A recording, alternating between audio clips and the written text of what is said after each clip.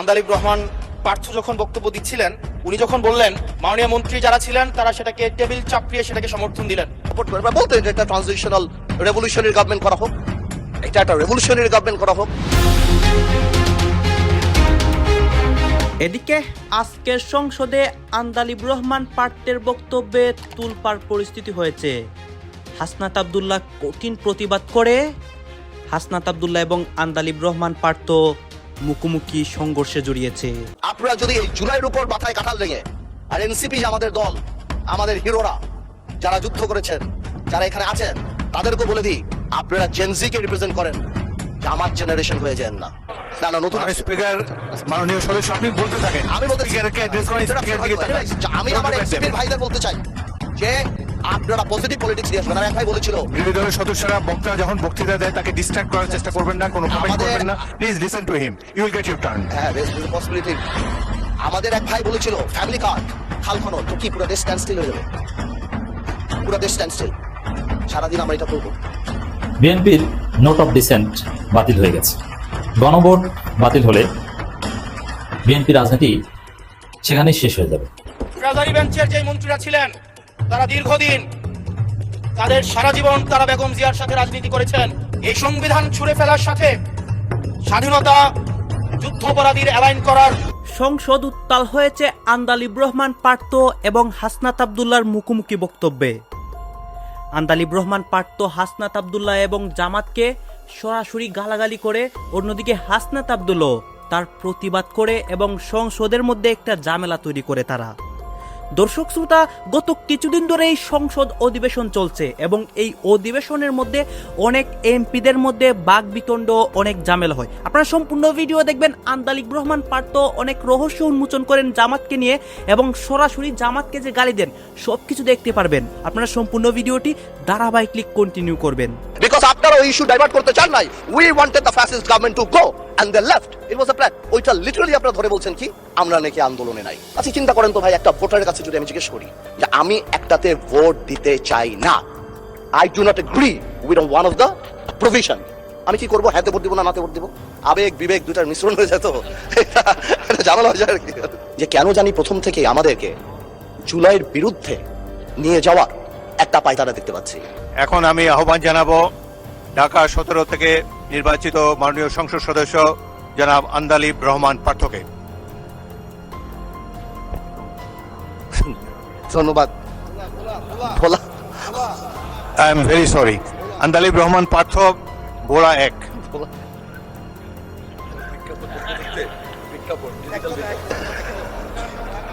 মাননীয় speaker, digital বিজ্ঞাপনের effect. Speaker আপনাকে ধন্যবাদ। স্পিকার সময় তো বললেন না। আপনি 15 মিনিট বলতে পারেন।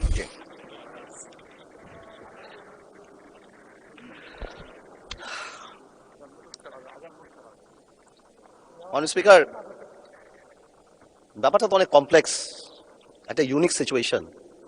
আমি আমার সম্মানিত বিরোধী দলের নেতাদের চোখে আবেগ দেখি, কথায় দেখি, তবে একটা জিনিস এটাও দেখি যে কেন জানি প্রথম থেকে আমাদেরকে জুলাইয়ের বিরুদ্ধে নিয়ে যাওয়ার একটা পায়তারা দেখতে পাচ্ছি। ঠিক যেমন, ঠিক আমাকে কথা বলতে দেন। If you understand the decorum, please. আমি কেন was quiet when I was এটা হবে না কিন্তু। তো আমাকে আওয়ামী লীগ সরকার মনে পড়ে যায় যে আমরা যদি কোনো কথা বলতাম যুদ্ধাপরাধের বিচার চায় না, আমরা বলতাম তেলের দাম কত, যুদ্ধাপরাধের বিচার চায় না। আমি অনেকখানি ওই অ্যাটিটিউডটা দেখতে পাচ্ছি। সবচেয়ে বড় কথা, we have no problem with July সনদ। আমাদের প্রবলেম প্রক্রিয়া নিয়ে। আপনারা কোন প্রক্রিয়ায় করতে চাচ্ছেন এবং আমরা আমাদের ডিসেন্ট, নোট অফ ডিসেন্ট আগে থেকেই দেওয়া।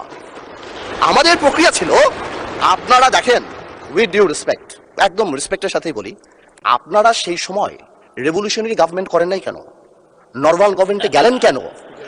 ট্রানজিশনাল রেভলিউশনারি গভর্নমেন্ট করতেন। Let's rewrite the constitution. ছিঁড়ে ফেলে দিতেন কনস্টিটিউশনকে, নতুন করে সংবিধান বানাতেন। পুরনো কনস্টিটিউশনে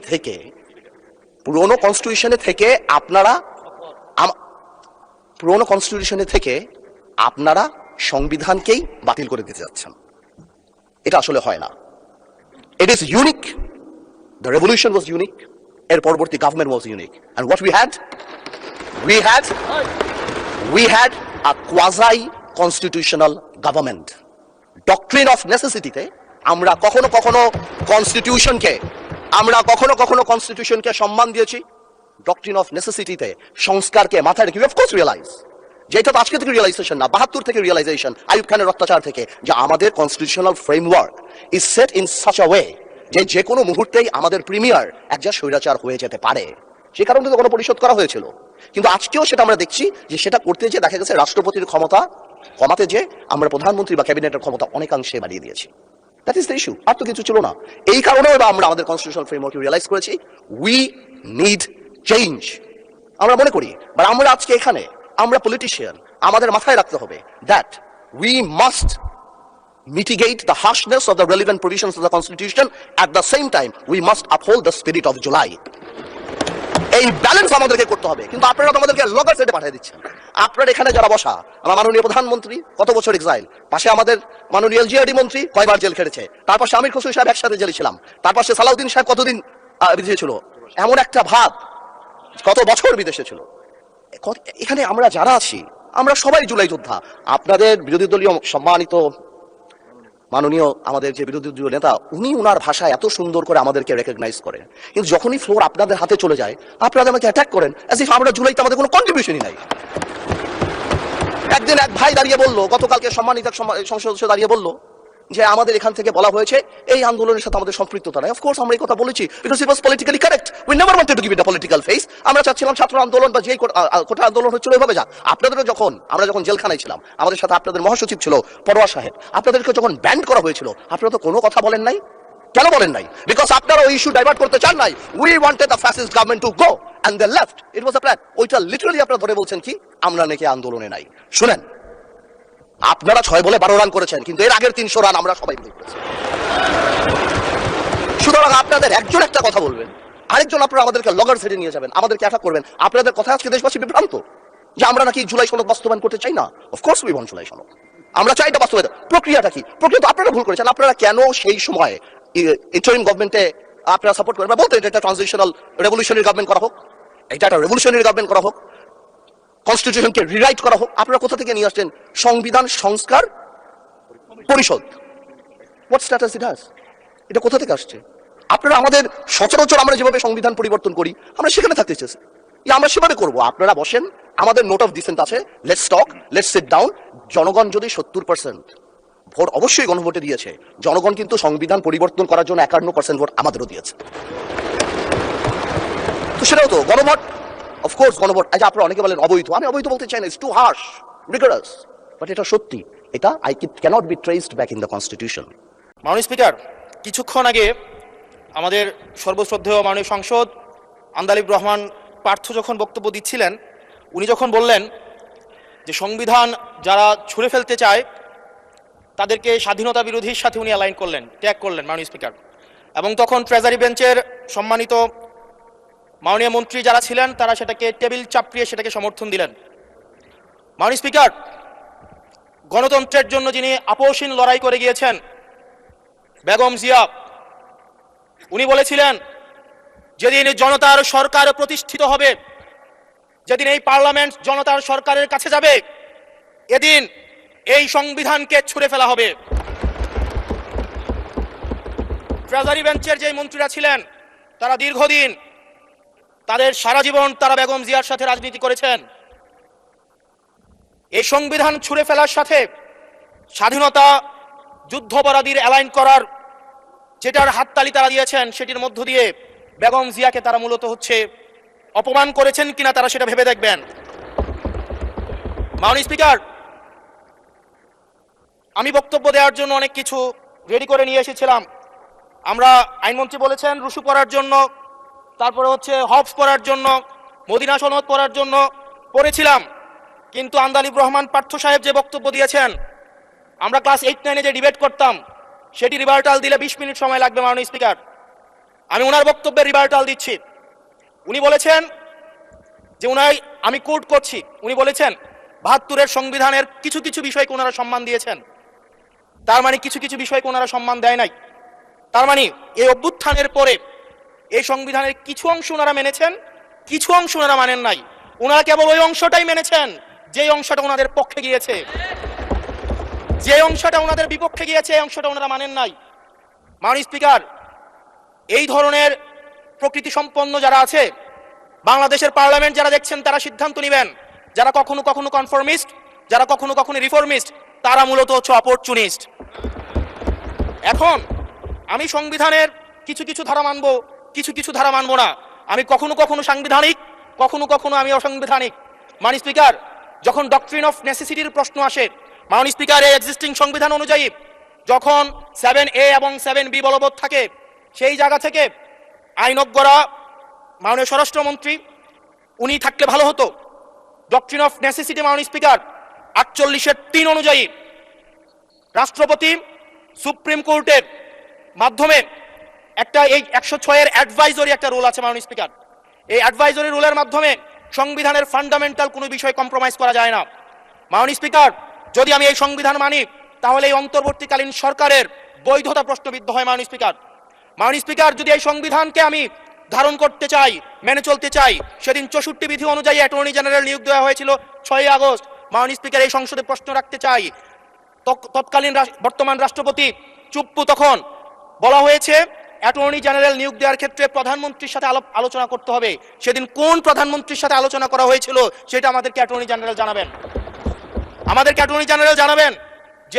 যেই হিয়ারিংটা হয়েছিল এই হিয়ারিং এ উনি উপস্থিত ছিলেন কিনা, তখনকার সময় যিনি প্রধান বিচারপতি ছিলেন ওবায়দুল হক, তিনি তখন কোথায় ছিলেন, সেই রায়ের কপিটা আমরা দেখতে চাই। মাননীয় স্পিকার, মাননীয় স্পিকার, আপনি যখন বেগম জিয়াকে 6 আগস্ট সর্বপ্রথম ছাত্র জনতা যখন সিদ্ধান্ত নিয়েছিল আর এক মুহূর্ত বেগম জিয়াকে কারাগারে থাকতে দিবে না, বেগম জিয়াকে রাষ্ট্রপতির আদেশের মধ্য দিয়ে বেগম জিয়াকে সেদিনই হচ্ছে কারাগার থেকে যেই জুলুমের মধ্যে রাখা হয়েছিল সেটা থেকে ছাত্র জনতার রায়ের মধ্য দিয়ে সেখান থেকে বের করে আনা হয়েছিল। মাননীয় স্পিকার, যদি এই সংবিধানকে বাইবেল ধরে নেই, এই সংবিধানকে যদি গসপেল ধরে নেই, এই গসপেলের পুরোহিত অনুযায়ী যেভাবে ভ্যাটিকান সিটি চলে সেটা যদি আমরা ধরে নেই, তাহলে মাননীয় স্পিকার সেদিন বেগম জিয়া জেল থেকে বের হতে পারেন না। মাননীয় স্পিকার, মাননীয় স্পিকার, সেদিন বেগম জিয়া জেল থেকে বের হয়েছিল অভ্যুত্থানের জনরায়ের ভিত্তিতে। মাননীয় স্পিকার, মাননীয় স্পিকার, আপনারা বলছেন আপনারা ঠিক সেই জায়গায় আপনারা সংবিধানকে আপনারা মানছেন যেই জায়গায় সংবিধান থেকে আপনারা বেনিফিটেড হবেন।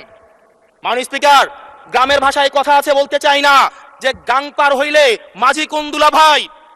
ছাত্ররা, আপনাদের নেতা কর্মীরা গত 17 বছর ধান খেতে ঘুমাইতে হয়েছে,